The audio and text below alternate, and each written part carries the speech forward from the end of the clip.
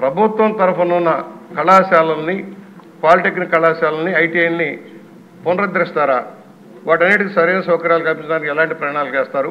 అలాగే ఉపాధ్యాయుల నియామకం, లెక్చరర్స్ల నియామకం ఎలా చేస్తారు?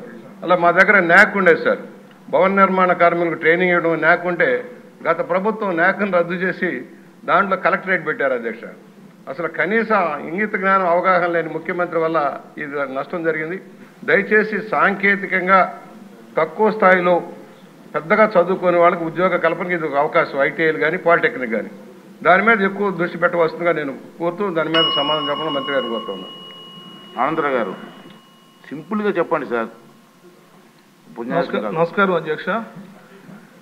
ఈరోజు సాంకేతిక విద్య ఏదైతే ఉందో పారిశ్రామిక ప్రగతికి అదే పునాది అధ్యక్ష. మాది అంబేద్కర్ కోనసీమ జిల్లా అధ్యక్ష. మా దీవిలో సుమారు 5 నియోజకవర్గాలు ఉంది అధ్యక్ష. దీవి అవతల 2 ఉంటాయి. సుమారు 15 నుంచి 20 లక్షల మంది జనాభా ఈ ప్రాంతంలో ఉన్నారు అధ్యక్ష. కానీ ఇప్పటికీ ఈ కోనసీమ కేంద్రంలో గవర్నమెంట్ ఐటీఐ కానీ గవర్నమెంట్ పాలిటెక్నిక్ కానీ లేదు అధ్యక్ష.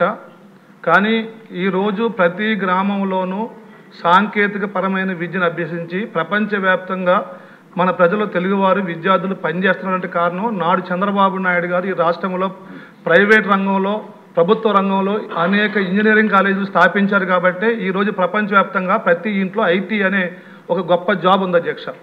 కానీ మా ప్రాంతంలో ఈరోజు ఏదైతే జిల్లా కేంద్రం అయిందో అక్కడ ఎక్కువ ఎస్సీ, ఎస్టీ, బీసీ వర్గాలు ఉన్నారో పేద విద్యార్థులు ప్రభుత్వ ఐటీఐ లేకపోవటం వల్ల, ప్రభుత్వ పాలిటెక్నిక్ లేకపోవటం వల్ల చాలా ఇబ్బంది పడుతున్నారు అధ్యక్ష.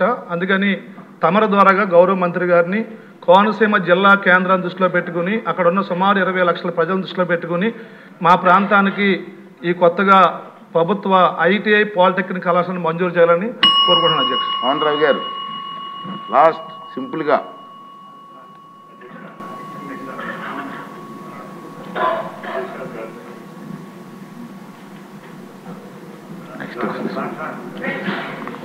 మంత్రి గారికి 2024-25లో ఆమదాల వలసలో కొత్తగా ఐటీఐ మంజూరు చేశారు అధ్యక్ష. బట్ అది ఇయర్ ఎక్స్పెక్టెడ్ ఇయర్లో స్టార్ట్ కాలేదు. అది ఎప్పుడు స్టార్ట్ చేయబోతున్నారు అనేది మినిస్టర్ గారికి మీ ద్వారా కోరుతున్నాను అధ్యక్ష. సత్వరమే అది ప్రారంభించారు. మంత్రి గారు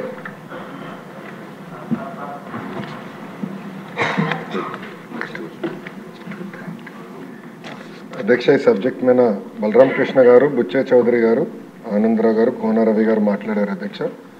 అధ్యక్ష, నేను మంత్రి ఇంకా నెల అవ్వలేదు అధ్యక్ష, కొంచెం టైం ఇవ్వమని కోరుతున్నాను. ఎందుకంటే సబ్జెక్ట్ చాలా వాస్ట్ సబ్జెక్ట్. కేజీ నుంచి పీజీ విద్య, స్కిల్ డెవలప్మెంట్ కూడా ముఖ్యమంత్రి గారు నాకు ఇష్టం జరిగింది. కొంచెం వాస్ట్ సబ్జెక్టు.